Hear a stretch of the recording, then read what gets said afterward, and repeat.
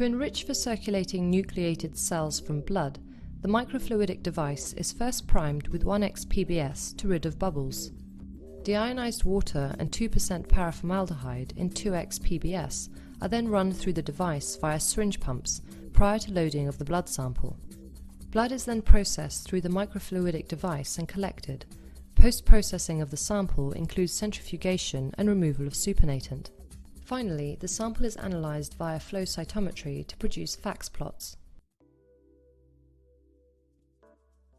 Hi, I'm William White from the Laboratory of Microscope Biotechnology in the Department of Bioengineering at the University of Louisville.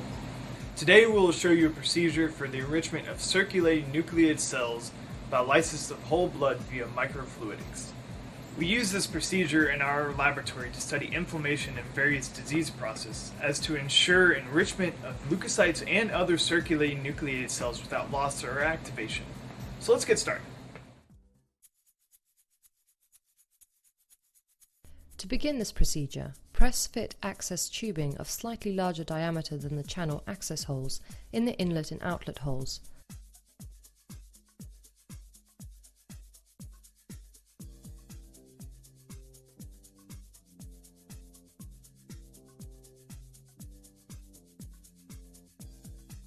Then, to provide the macro to micro interface, attach a 30 gauge syringe needle to the tubing on each of the inlets.